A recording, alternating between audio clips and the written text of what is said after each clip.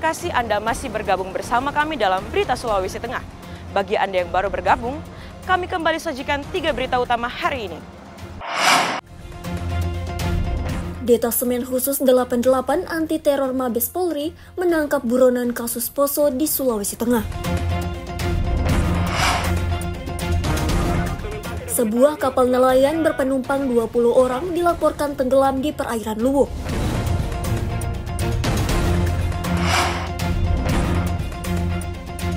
Kue kering mulai ramai diserbu pembeli menjelang Hari Raya Natal dan Tahun Baru.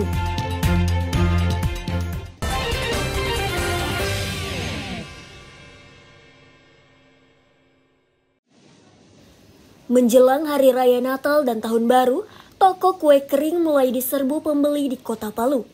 Mereka mulai ramai memburu beragam kue kering sesuai selera. Warga bisa membeli dalam bentuk kiloan maupun yang sudah dikemas dalam toples. Sejak sepekan terakhir, swalayan dan toko kue di Kota Palu diserbu pembeli. Sasarannya adalah kue kering yang akan dinikmati untuk Hari Raya Natal dan Tahun Baru. Kue kering yang banyak dipilih antara lain nastar, kue rambutan, putri salju, dan beberapa jenis kue lainnya. Rata-rata setiap hari, kue kering laku hingga 50 toples. Kalau untuk kue kering kita sendiri, itu mulai masuk per awal Desember. Jadi kalau untuk sampai sekarang peningkatannya lumayan pesat. Karena supplier kue kering kita juga meningkat terus untuk memasukkan kue keringnya. Seperti itu. Jelas ya banyak lah, sekitar 20-50-an ada. Harga jualnya pun bervariasi, yakni mulai Rp200.000 hingga Rp300.000 per toples. Ada pula yang dijual Rp50.000 hingga Rp100.000 per mika. Ada pula yang dijual per kilogram dengan harga Rp50.000 hingga Rp100.000. Sejauh ini sih soal belanja kue sudah ada yang dibelanja, cuman kurang ditambahkan lah sedikit-sedikit. Begitu. Ada kue rambutan, kue cake, banyak macam lah. Warga pun senang bisa memilih beragam kue kering dengan harga bervariasi. Kue yang dibeli selain untuk dinikmati bersama keluarga, juga untuk disajikan kepada tamu yang datang bersilaturahmi di Hari Raya. Julianus K. melaporkan dari Palu. Menjelang Hari Raya Natal dan Tahun Baru 2025, harga ikan di pasaran Kota Palu mengalami kenaikan. Beberapa jenis ikan seperti katombo dan ekor kuning harganya naik sekira 2 pekan ini. Kenaikan harga ikan ini dipicu naiknya permintaan menjelang perayaan Natal dan Tahun Baru. Seperti di Pasar Impres Manonda Selasa pagi. Ikan ekor kuning misalnya, per gabusnya pedagang membeli dengan harga hingga tembus Rp550.000. Dari harga sebelumnya hanya berkisar antara 500 ribuan. Ikan katombo per gabus saat ini tembus di harga hingga Rp1.400.000 dari harga awal Rp1.000.000. Kalau harga ikan ada kelonjakan naik cuma 50.000 saja. Itu ekor kuning. Ya. Itu per satu begini dia biasa 500. Nah, sekarang naik dia, sekarang 5,5. Kalau kemarin masih 400. Ya, cuma ekor kuning saja. Yang lain katombo naik juga. Ya, naik dia sekitaran, kalau kemarin masih ada yang 1 juta, sekarang sudah 1,4, 1,3 per gabus 50 kilo. Harga ecernya, katombo dijual Rp35.000 per kilogramnya. Ikan ekor kuning bervariasi antara Rp10.000 per ekor hingga Rp20.000 per 3 ekor. Sementara, harga ikan lain masih stabil di harga yang sama, alias tak mengalami lonjakan harga. Selain dipicu naiknya permintaan, pedagang menilai naiknya harga ikan jenis katombo dan ekor kuning juga dipicu cuaca buruk beberapa pekan belakangan ini.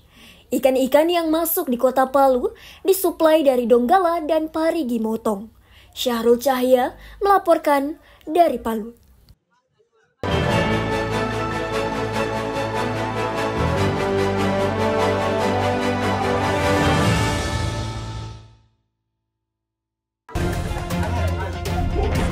Menjelang Hari Natal dan Tahun Baru 2025, pemerintah Kota Palu menggelar inspeksi mendadak ke pasar-pasar sentral yang ada di Kota Palu.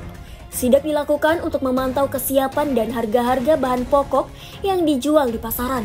Sidak yang digelar Jumat pagi dipimpin Wakil Wali Kota Palu, Reni Alamajido, didampingi Dinas Perindustrian dan Perdagangan Kota Palu.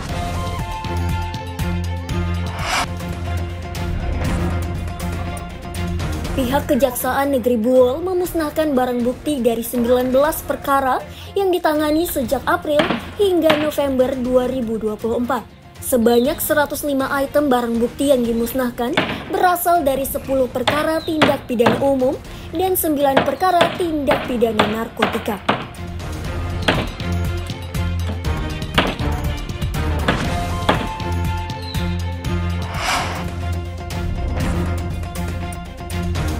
Tim SAR gabungan melakukan pencarian terhadap warga Desa Minangandala, Kecamatan Masama, Kabupaten Banggai yang hilang sejak 12 Desember 2024. Warga bernama Saridam Aim ini diperkirakan hilang di Sungai Minangandala.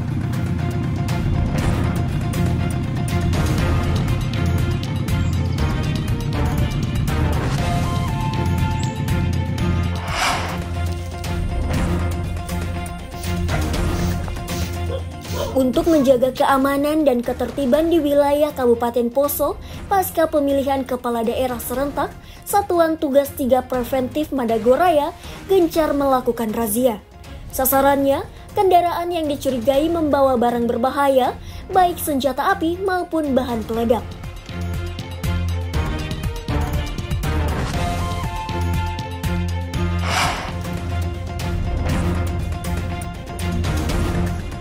Aparat gabungan TNI dan Polri melakukan razia pada sejumlah tempat hiburan malam di Kota Palu.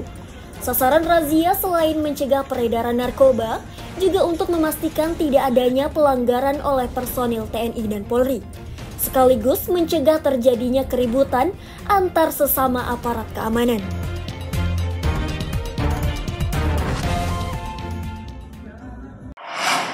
Informasi tadi mengakhiri jumpa kita dalam rangkaian berita seputar Sulawesi Tengah. Atas nama rekan yang bertugas, saya Aurelia Lagia mengucapkan terima kasih atas kebersamaan Anda. Selamat beraktivitas dan sampai jumpa. Songgom Puasi, Tabe.